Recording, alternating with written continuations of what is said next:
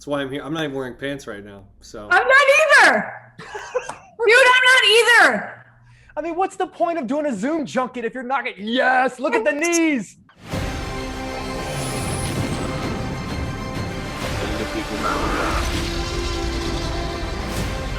Where we're going, we don't need roads. Good to see you guys again. Congratulations on this. I got a bunch of questions for you. I've spoken with a few actors who have been a part of iconic horror films, and they've all told me something really interesting, which is how much being a part of those kind of movies changed how fans interacted with them. Richard Dreyfuss told me, like, he can't go to a beach without someone saying, oh, you're going to need a bigger boat. And Jamie Lee Curtis says people still scream out about Michael. And Linda Blair told me that people will, like, at a grocery store, like, bring her cans of pea soup. So I'm sort of curious, as these films have gotten more popular and more successful, have you noticed, like, a change in how people approach you or how people talk to you guys on the street? Nobody recognizes me on the street without that up to. I could be standing next to Patrick Wilson. He and I could walk down the street together. And I bet you I'll put $50 on this right now that they would not know that I'm Lorraine. Really? Happens all the time. It happens all the time. I've told people, really? Oh, I'm in that Conjuring film. Who do you play in Conjuring? What? Absolutely. Absolutely. Today, Jake. I'm learning this with you. This is a consistent thing in my career in general. That's a testament to your powers of it as being an actor. Wow. Yeah. That's crazy. It's funny.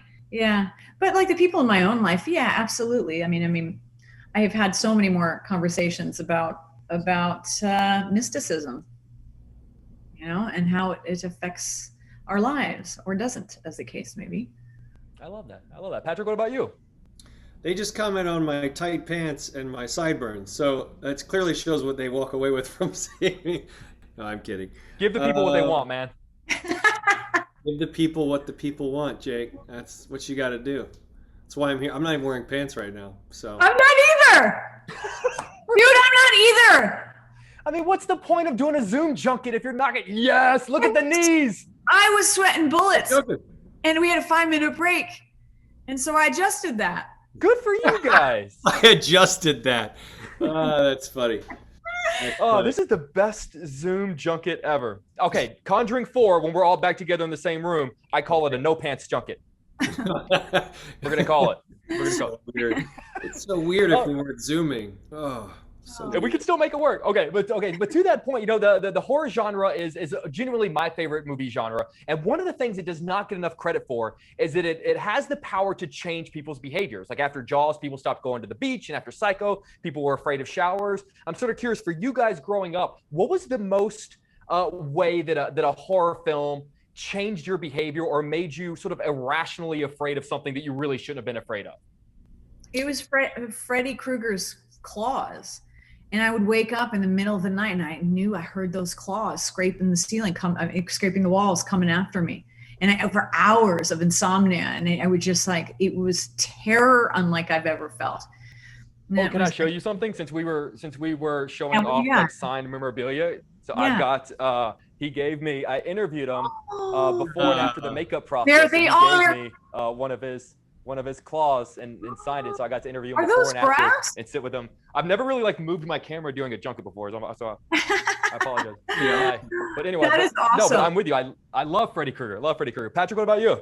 Yeah, I know. I love Freddy too. Although for me, I think of the soundtrack to the third one done by Dawkins. So everything sort of revolves around metal to me, hair metal.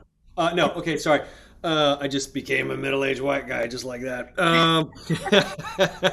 What do maybe if I leave a steak out on the counter, I kind of stare at it and wonder if maggots are going to appear from Poltergeist. That might do it. Or if I see a brother floating out the window, scraping on the window, I might think of Salem's Lot, but that hasn't happened yet. Not yet. Give it time. We were talking about the junket for the first film that we did in San Francisco, and one of the great things that I loved about that junket is that the great Lorraine Warren was actually we got to speak with her at that junket, which was amazing. Yeah, that's right. And Just the fact that I got to speak with her was so cool. I'm just sort of curious, did she ever talk to you guys about this case? Because it is such a famous case. And I went on a deep rabbit hole of research after I got out of the movie, because Warner Brothers was cool enough to set up a big screen theater for me. Did she ever bring it up whenever she was still with us? I can't, all the cases start like, I have a hard time. I think the one detail I think I remember from her, I mean, she spoke about so many different cases to us, but I think this was the case because I think she was specifically talking about David Glatzel. When I have a memory of her saying that David Glatzel actually would say the names, and I forget how many of there were many, many demons that were a part of him, but I remember her telling him that she told me that he would spit out the names of the particular demons and like literally do a number list. Yeah. But I'm pretty sure it's for the David Glatzel, character. But that is the tapes. I'm so glad that over the credits you guys play the real audio, which is just the hair on my arms just stood up whenever sitting in the theater. They're giving me the rap, but a testament to you guys. They had a private screening for me for the movie, and so whenever they do that, anytime they do a press screening, they have to hire a security guard just to make sure we're not filming it the whole time. And about 10 minutes into the movie, I just heard the security guy go nope and got up and walked out of the theater, and which I feel like is the ultimate well done, you guys got it. That's fantastic. He did come back in to his credit, but it was the best way. You just heard him go nope and got up and walked out. It was great. That's funny. Seriously, I love you guys. I always love talking with you guys. We've been doing this a long time, and I appreciate you always being so kind to me. And hopefully, when we're all back together, is in person.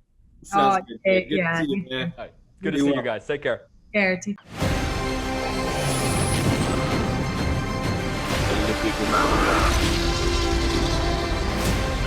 Where we're going, we don't need roads.